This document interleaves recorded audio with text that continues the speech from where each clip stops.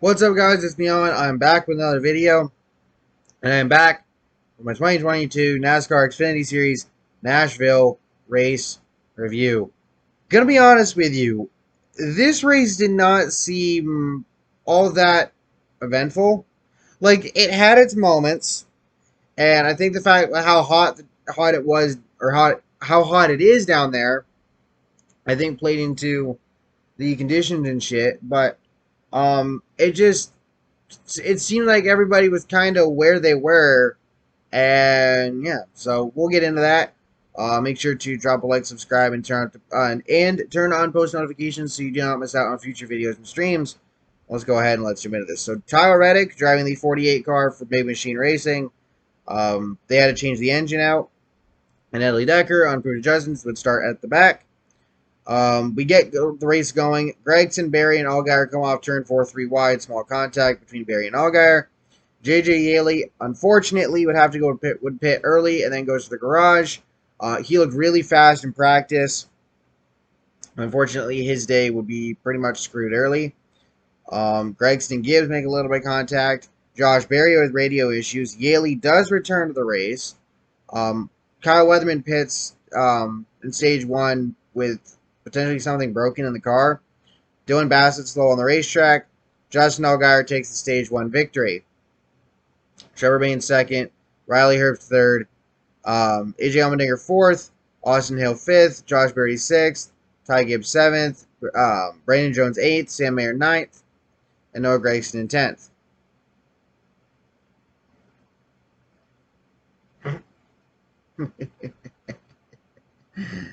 Sorry, they brought back the sponsor fire thing for Joe Gibbs Racing. These ads are hilarious.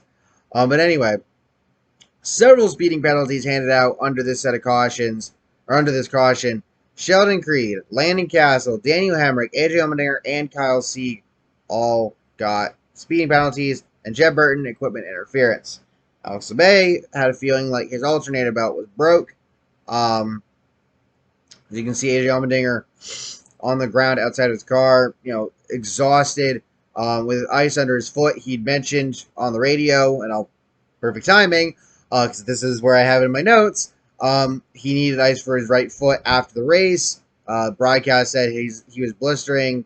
It's fucking hot as hell down there. Justin Allgaier, he wins a relatively uneventful stage two. Ty Gibbs second, Sam Mayer third, Riley Herbst fourth, Trevor Bayne fifth, Noah Gragson sixth, Josh Berry seventh, Brandon Jones eighth, Ryan Preece ninth, and Austin Hill at 10th. Mayer and Alfredo both got speeding penalties. Kyle Weatherman would take his car to the garage but come back out. We get a caution, stage three for Josh Berry. He goes for a spin in front of Ryan Preece. It looked like it was because of contact from Preece, but it wasn't. Then we get another caution. Oh my god.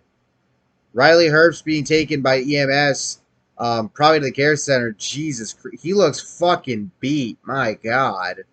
Yeah, it is hot as hell down there, and it's even worse in the cars. So, to everybody out there who says that NASCAR is not a sport, I'd like to see you drive one of these cars when it's in the 80s or 90s outside, with these cars getting into the 100-degree range inside the car.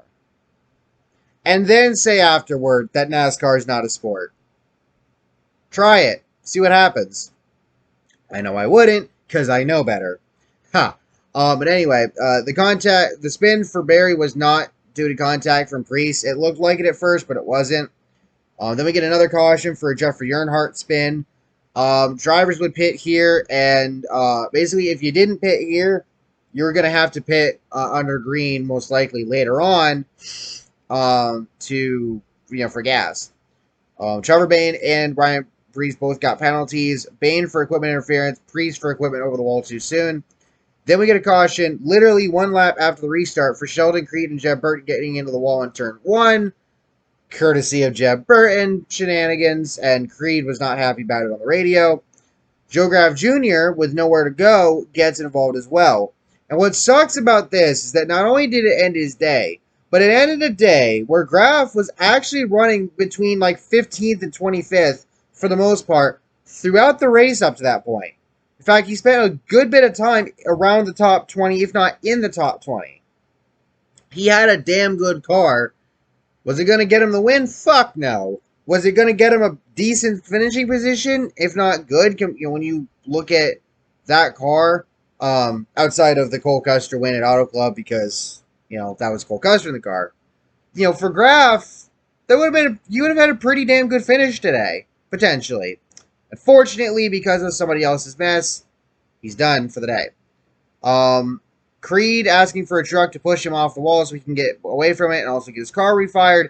He would take it to the garage with a broken track bar, and unfortunately his day is done. Jeb Burton's time under the damaged vehicle policy would expire, so his day is done. Myatt Snyder had issues on the backstretch. He would make it to pit row with a flat tire. Josh Williams pits with 50 laps to go. Ty Gibbs gets loose in turn 4 and spins, kinda, but Sam Mayer straightens him out and the race remains green. Both cars have some damage. Williams' day is unfortunately done. Gregson would be the first car to pit of the guys that needed to make it to the end on fuel. He pits with 20 to go. Brandon Jones heads to pit row with 17 to go. Jeremy Clements went with 15 to go. Allmendinger and Hemrick with 14 to go. Castle with 12 to go. Josh Berry and Ryan Ellis both had late race issues, and both of them would make it to pit road, so still no caution. And Justin Allgaier, he would win the race. Pretty much dominates it for the most part. And there you go. He gets his second win of 2022. That'll help him out moving forward. Riley Herbst had a great finish today. He grabbed third. Bain finished second in the 18. Jeffrey Earnhardt nabbed a top 10 as well, which is nice considering the spin from earlier. And yeah, like I said, the race didn't necessarily seem eventful. Everybody, for the most part, minded their P's and Q's. We didn't see anything really crazy happen, which I think is okay, to be quite honest with you. It doesn't need to be a wreck fest. It doesn't need to be crazy.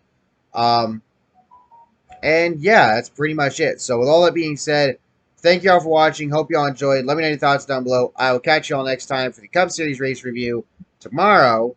Make sure to like, subscribe, and turn on post notifications so you don't miss out on future videos and streams. Peace.